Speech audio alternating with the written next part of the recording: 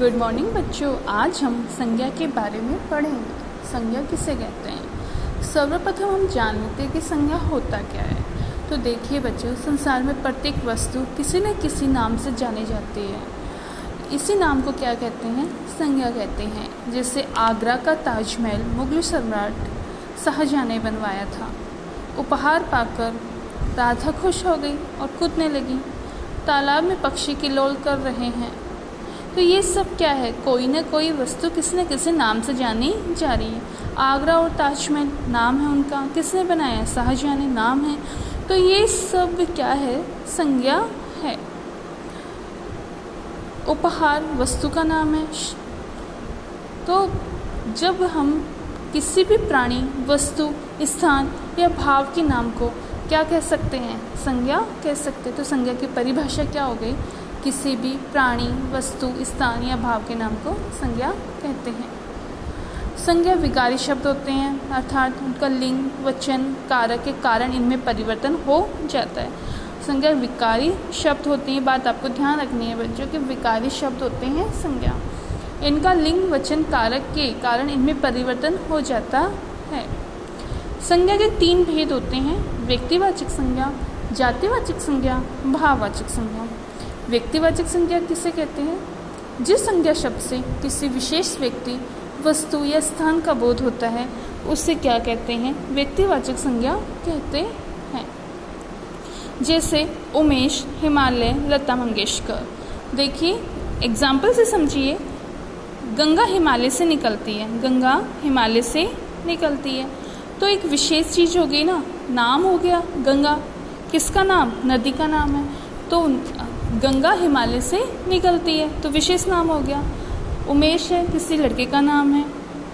तो ये विशेष नाम होता है, तो उसे हम क्या कहते हैं? व्यक्तिवाचक संज्ञा। जातिवाचक संज्ञा किसे कहते हैं? जिस संज्ञा शब्द से किसी प्राणी, वस्तु या स्थान की संपूर्ण जाति का बोध होता है उसे जातिवाचक संज्ञा कहते हैं। देखिए बच्चों, लड़का, पुस्तक, पहाड़, नदी, ये सब क्या है? जातिवाचक संज्ञा।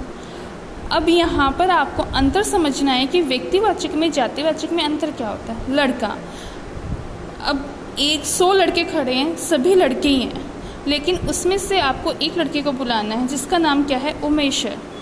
तो वो तो उमेश है, वो क्या बन गया? व्यक्तिवाचक। लेकिन वहाँ पर 100 लड़के खड़े हैं तो वो सब क्या हो गए? जातिवाचक संज्ञा में। और आपको विशेष को बुलाना है। अगर आप उनमें से किसी को नहीं जानते और उसमें से आपको एक क्या बुलाना है, तो आप उनको नाम लेते रहो, क्या बिना नाम से वो पहचान में आएंगे? नहीं आएंगे। तो किसी को विशेष नाम दे देना क्या कहलाता है? व्यक्तिवाचक संज्ञा कहलाता है। और पूरे समूह का नाम होना क्या कहलाता है? जातिवाचक संज्ञा कहलाता है।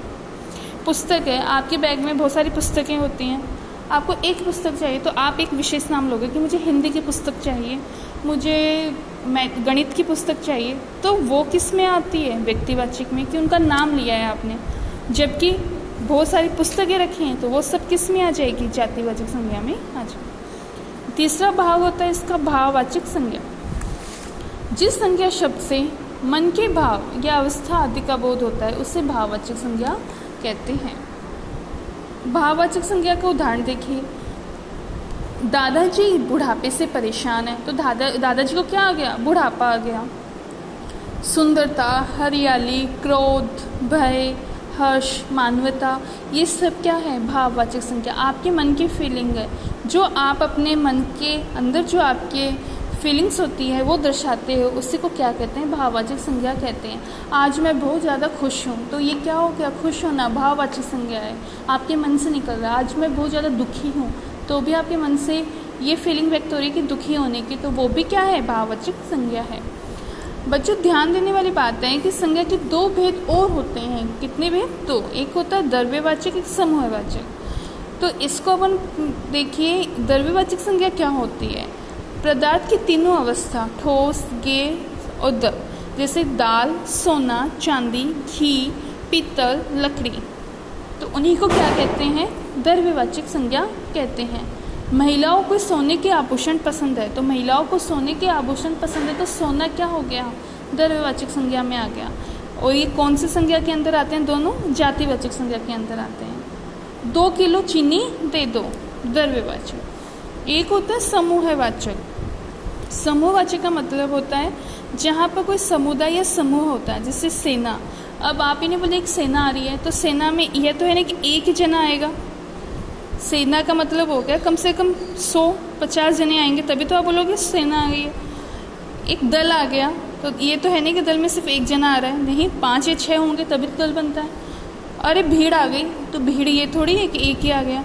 तो जहाँ पर बहुत सारे जन एक साथ आते हैं और उसी को नाम क्या दे दिया, सेना, दल, भीड़, तो वहाँ क्या हो गया, समूहवाचक समूह। बच्चों नोट्स आपको अपनी कॉपी में करने हैं और इन प्रश्नों की PDF आपको मिल जाएगी और आपको अपने ग्रामर बुक से इनका अभ्यास कार्य भी करना है।